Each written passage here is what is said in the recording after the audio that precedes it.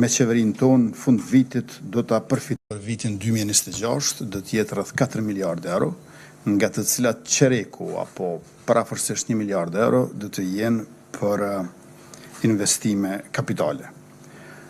Risi tjetër është edhe paga e 13 për të gjithë punonjësit në sektorin publik, pra kushdo që punon 12 muaj në sektorin publik, me qeverinë tonë fund vitit do ta përfitoj edhe pagën e 13.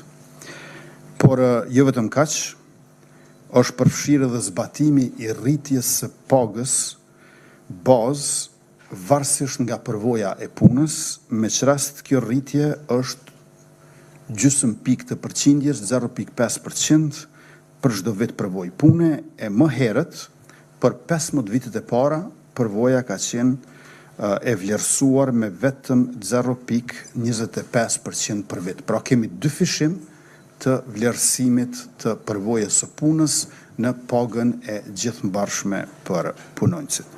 Kjo pra përkthehet në rritje shtesë për të gjithë ata të cilët punojnë në sektorin publik, gjithnjë varësisht nga vitet e përvojës punës. Në këtë buxhet të rritur të shtetit tonë, natyrisht që parashihet edhe rritje e shpërndarjes dhe rishpërndarjes si aspekt i fortë social i programit tonë qeveritar.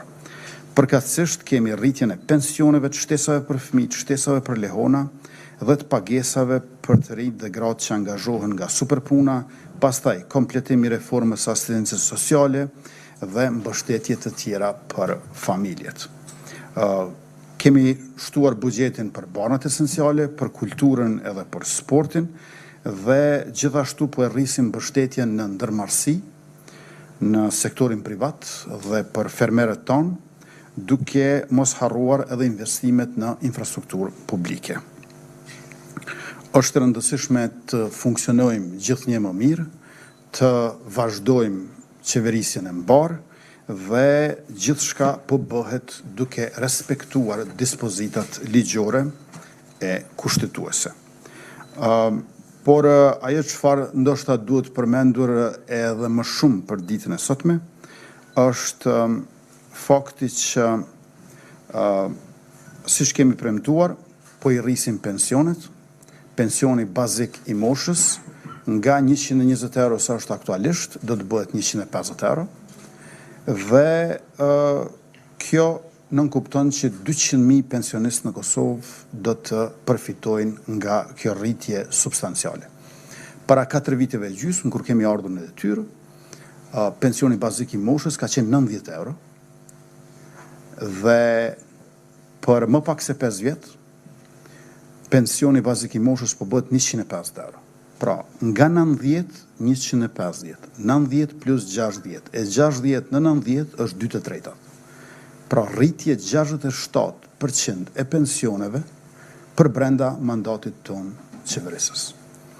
Dhe, natyrisht, pa harruar faktin që kemi pas mbështetje nga 100 euro të njëhershme për pensionistët 5 herë brenda 4 viteve. Përveç kësaj rritje të pensioneve, kemi pasur 5 herë mbështetje gjatë 4 viteve. Kjo i bie që tash e tuti do të kemi pagën e 13 për punonjësit në sektorin publik, mirë po pensionin e 13 pensionistët e kanë marrë në qeverisjen tonë. Pra kanë pas pension të 13 përveç se ai po rritet tani. Sektorin privat nuk do ta lëm anash, aty punëtorët do t'i mbështesim. Ju e dini që paga minimale, kur kemi ardhur në qeverisje, ka qenë e dyzuar varësisht nga mosha. Nëse ke pasur më pak se 35 vjet, mosh, paga minimale ka qenë vetëm 130 euro.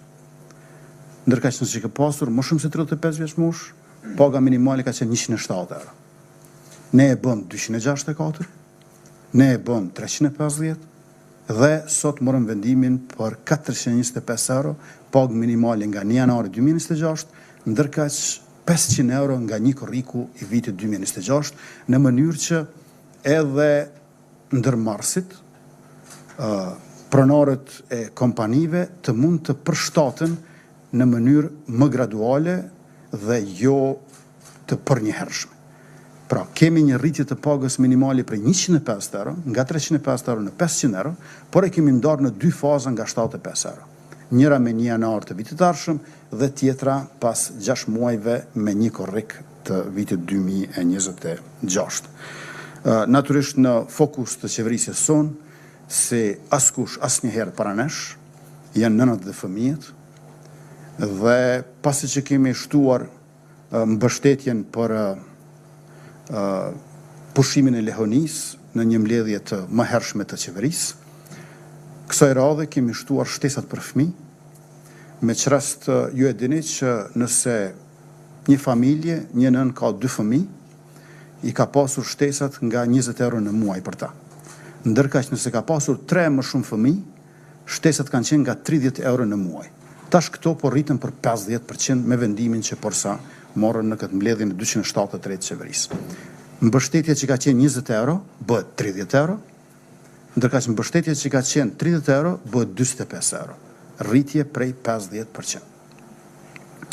Në këtë mënyrë, nëse një familje i ka pasur 2 fëmijë, ka marrë mbështetje në muaj prej 20 euro, për fëmijët nga 0 deri në 16 vjeç, dhe tash në vend se 40 euro, i merr 50% më shumë, i merr 60 euro. Ndërka që nëse i ka pasur 4 fëmijë, i ka marrë 120 euro, 4 herë 30, 120 euro, ndërka që tash i merr 180 euro, 50% më shumë. Një familje me 4 fëmijë. Nëse i ka pasur 3 fëmijë, i ka marrë 90 euro, e tash i merr 135 euro, sepse 45 euro më shumë. 50% rritje për shtesat për fëmijë, onë bën Kosovës 5-0 deri në 16 vjeç. Pra, gjithashtu një lajm shumë i mirë, por le ta përmbyllim me atë që filluam. Buxheti vitin e ardhshëm rreth 4 miliardë, ndërka që bruto produkti vendor do të jetë rreth 12 miliardë. Bashkë me Ministrin e Financave Ekran Muratin, kur kemi marrë detyrën para 4 viteve e gjysmë, bruto produkti vendor që na kanë lënë paraardhësit ka qenë 7 miliardë. Prej 7 miliardë në 12 miliardë. Rritje 71%. 71% e kemi rritë mandatin tonë bruto produktin vendor. Kjo i bjen sikurse brenda 4 viteve, brenda 5 viteve, se jemi në detyrë bukur gjatë, brenda 5 viteve një familje t'i rritët pasuria për 71%.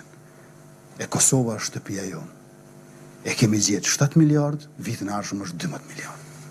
Kështu suksese nuk ka pas asnjëherë më herët, dhe unë falenderoj të gjithë qytetarët e Republikës Kosovës, sektorin privat, prodhuesit, eksportuesit, tregtarët, zejtarët, mërgatën tonë, falenderoj nënat e gjyshrit, burrat e djemt, të cilët kanë kontribuar në mënyrë të përbashkët në këtë rritje ekonomike, e cilë natyrisht që përkthehet edhe në rritje të buxhetit që mandej i shton shërbimet publike, mbështetjen sociale dhe gjithashtu cilësinë dhe efikasitetin e të gjitha punëve e shërbimeve që i bën qeveria jonë, qeveria juaj.